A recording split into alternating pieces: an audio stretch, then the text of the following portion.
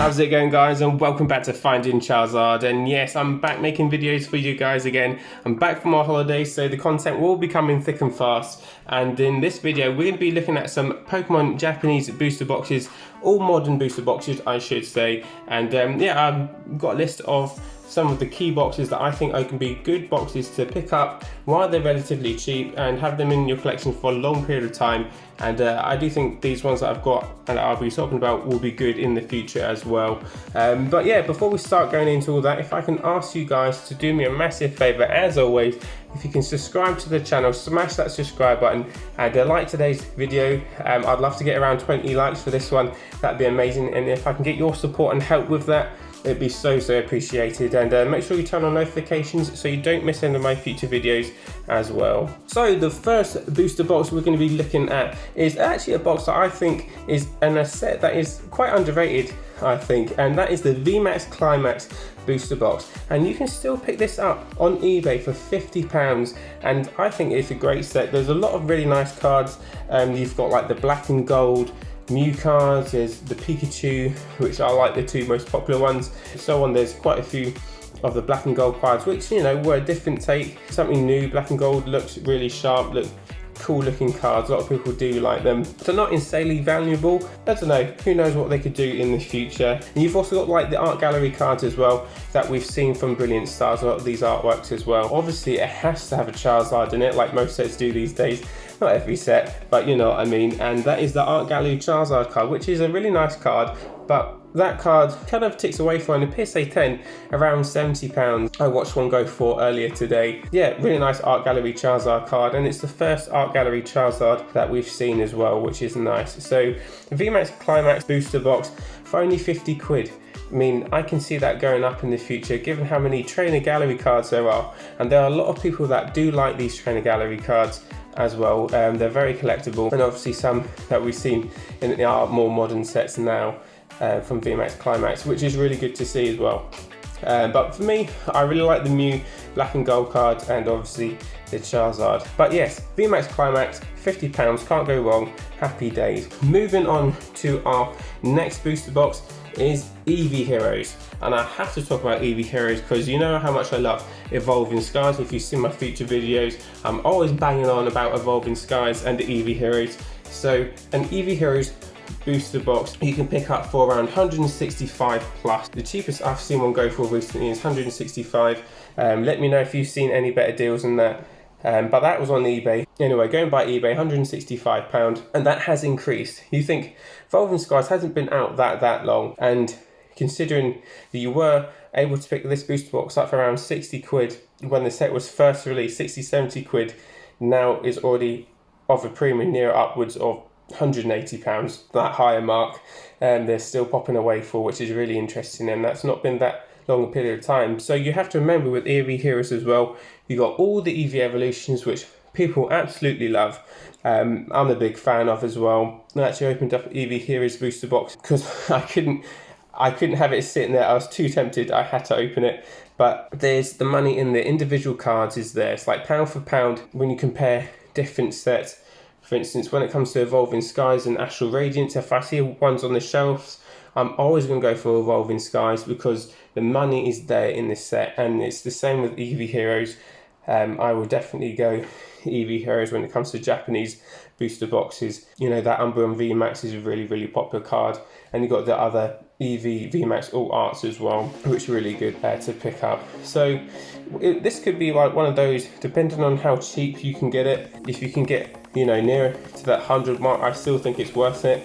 And to be honest, I personally would pay up to 165, maybe at a push at 180, because that's how much faith I have in Eevee Heroes. I mean, that might sound quite daft, but I'm the sort of collector that will have a product and have it for a long period of time. I'm talking 10 plus years. Yes, it's a lot of money, but in the long term, I think it will be worth it still, even at the prices that they are now. But leave a comment, tell me what you think about Eevee Heroes and what your kind of thoughts are. I'd probably buy Evolving Skies booster box before the Eevee Heroes, just because there's even more pound for pound cards with the Rayquaza VMAX All Arts and the Dragonite and so forth. Yeah, Eevee Heroes, really nice, epic set. So moving on to our third booster box, we have Starbirth. And this is the set that is equivalent to Brilliant Stars in English. Amazing set. You've got all those Charizards to collect. You can't get away how popular Charizard is and how many Charizard, I think there's 4 or 5 in this. All the collectors of Charizard love this, but it's not just Charizard. You've got the Arceus cards that are really nice. You've got the nice training galleries through the set as well, and you can still pick this up for a very good price, I think, for £62.50, and that's the cheapest listing I've found for a Starbirth booster box. Really popular set in Japanese and in English. Brilliant Stars has been very solid in English.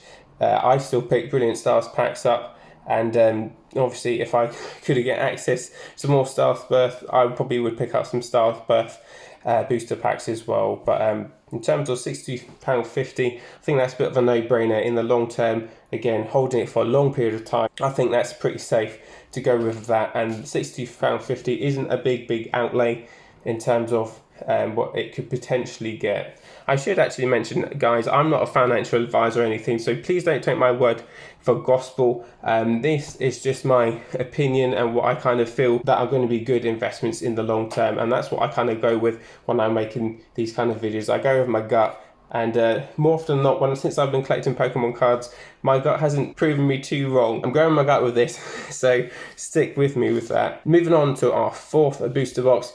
We have to put it in there, guys. It's the 25th anniversary booster box. You can't get away from celebrations and 25th anniversary in the Japanese equivalent, because you can still pick up a box of this for $59.99. It's the cheapest on eBay. And you have to remember, like, nostalgia is so important. Even when collecting cards, we know how we felt if you guys were collecting evolutions, and how you felt opening up those packs and seeing those old vintage artworks again. It was brilliant, and I absolutely love evolutions for that, and I still get that nostalgia feeling from celebrations and 25th anniversary. I think it's a bit of a no-brainer because it's a celebration of the 25th anniversary. That to me is like an alarm bell saying, you know, this is going to be a good product to have in the long run. People talk about reprints and things like that. I don't focus on those things too much, because the amount of time that I have a product in my collection, then I see it grow.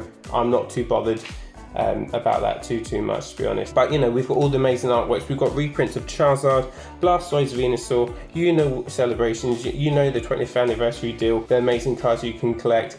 And yeah, I think it's important to look at evolutions, how much that got reprinted, and now, you know, you're paying so much for a booster box. It'd be interesting to see over that 5 years time if we can be seeing those kind of figures with a 25th anniversary box. Maybe not quite that high. I definitely think there'll be some movement within that box within the in the 6 months or so.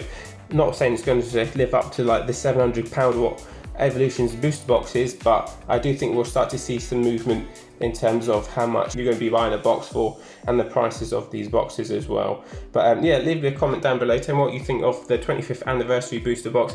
For me, it's a bit of a no-brainer. I love celebrations. I think the Japanese version of this as well is going to be solid in the future as well. Moving on to the very last booster box I want to talk about, and that is that everyone's getting into, and that is the Pokemon Go booster box. Looks absolutely amazing. I haven't actually opened any packs of this yet. If you want me to do some pack openings of some Pokemon Go products, more than happy to do that. Leave a comment down below telling me to open it up, and I will get some stuff in, and I'll do that on the channel as well. But yeah, we've got some really nice looking cards in this. We've got another Charizard, Blastoise, Venusaur cards in there. Obviously not a reprint this time, which is nice to see, and these are the Radiant Pokemon, which are very popular. I've literally just bought a Charizard off eBay today, which I got a good deal of.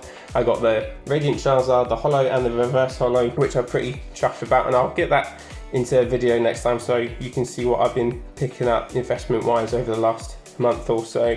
And obviously it's been such a very popular set. Lots of people are going in the stores and buying it up in my area, and you know, it's a fun set. But you know, you also have to remember Pokemon have been clever with this, in my opinion, because they're bringing Pokemon Go players who maybe don't play so much of the TCG, and they mostly focus on playing on the app and stuff like that, but they're trying to bring that audience back into the TCG, and by having this set through the TCG, through the trading cards, and I think they're being very clever on what they're doing in terms of, you know, marketing Pokemon Go and the TCG is very clever, and I actually really get around it. At first I kind of thought, I'm not too sure, but seeing some of the cards, seeing there's another Charizard to collect, I'm a sucker for Charizard, you know that. Obviously you've got the Mewtwo cards, that really nice. The gold one is so nice. I'd love to have that in my collection. And obviously you've got the all art Mewtwo, which looks stunning in the city there.